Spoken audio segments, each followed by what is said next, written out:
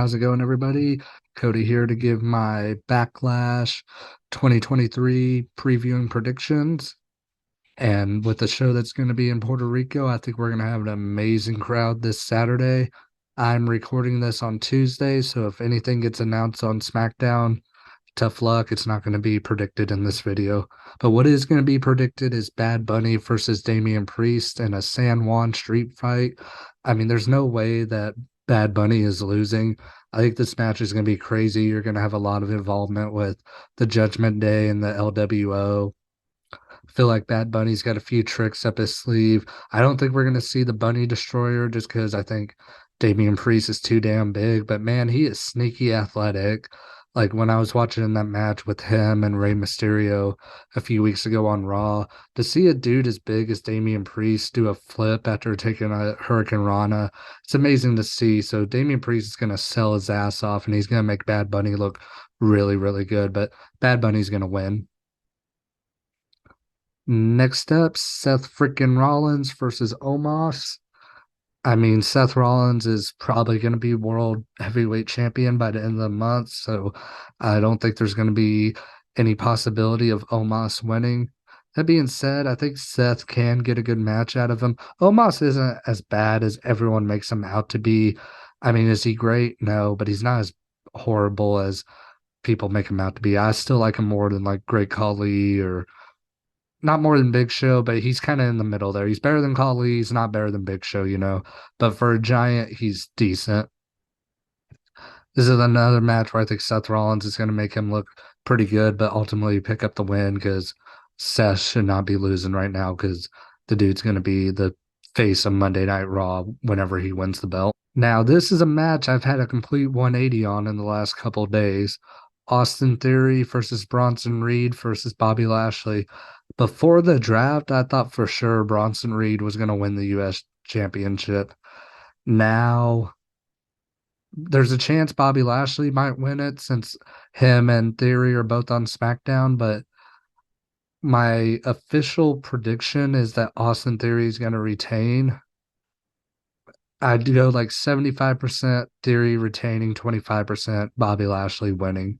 Now, before they did the belt ex not exchange, but swap, where now Gunther is on Raw and Theory's on SmackDown. I would have thought for sure Bronson Reed was going to win because he had all the momentum going.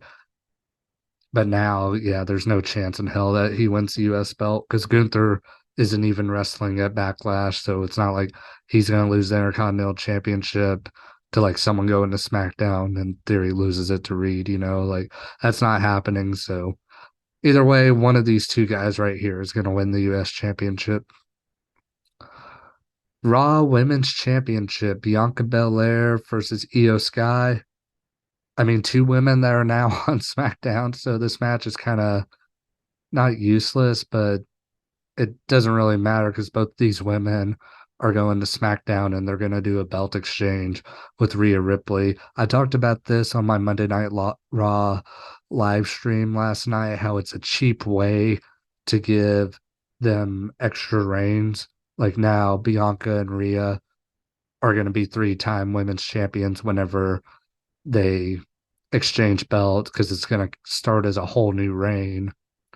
And neither of them have to get beat, but they get to add to the number of championships. That way, when the announcers come out, they go, a three-time women's champion, try to make it sound better whenever they come out. Just like what they did with Charlotte and Becky, it was a way for them to give Charlotte another title reign. But my official prediction, sorry, I got off on that little tangent right there. I think Bianca Belair is going to win.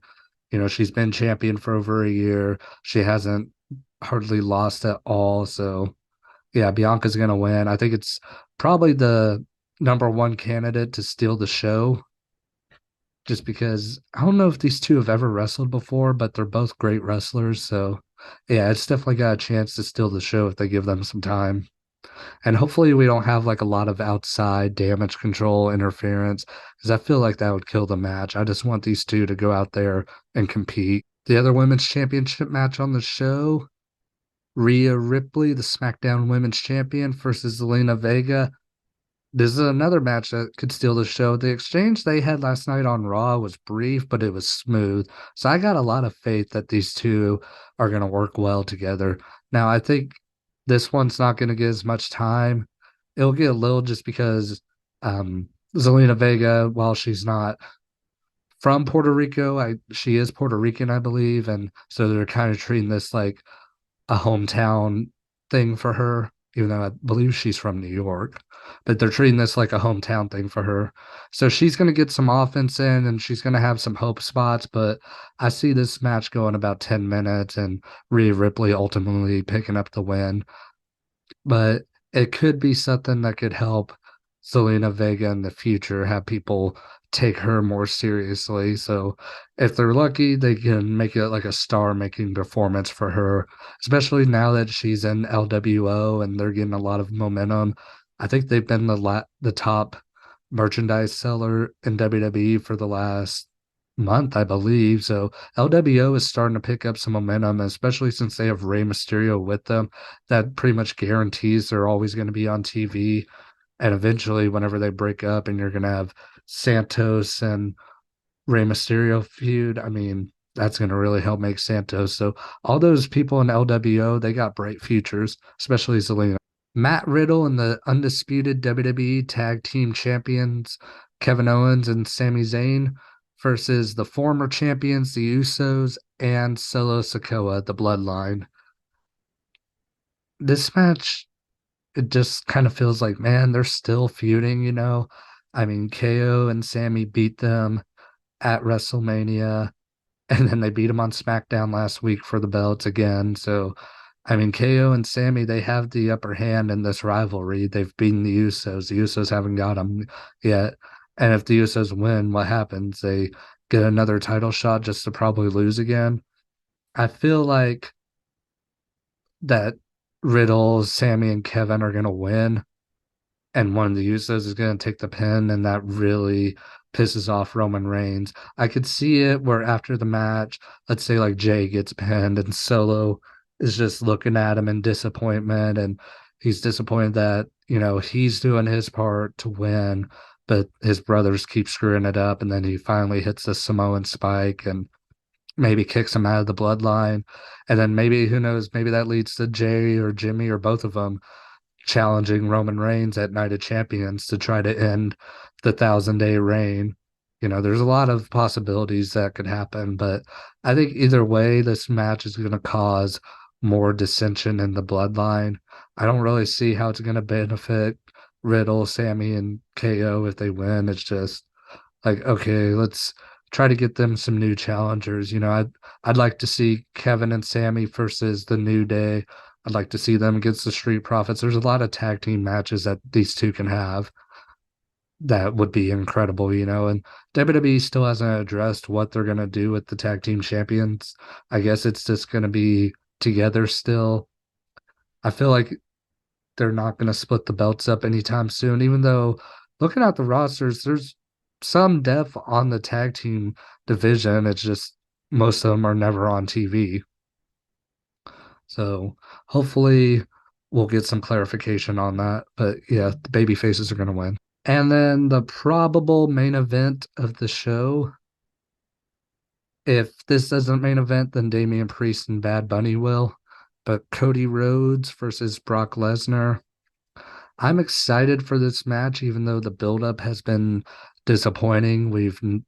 Haven't gotten an explanation from Brock Lesnar on why he beat up Cody Rhodes, and the explanations we've been getting from the announcers are stupid about, oh, it's because of Lesnar's placement on the WrestleMania card. It's like, okay, we were born at night. We weren't born last night. You expect us to believe that, you know?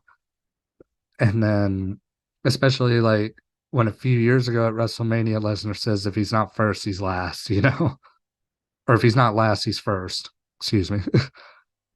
So it's like, okay, that doesn't make sense because we have precedent on this before. Now, Cody Rhodes said last night that he has to beat Lesnar to finish his story. And I mean, that's kind of the same old stuff we've been hearing from Cody. Hey, I need to finish the story, you know.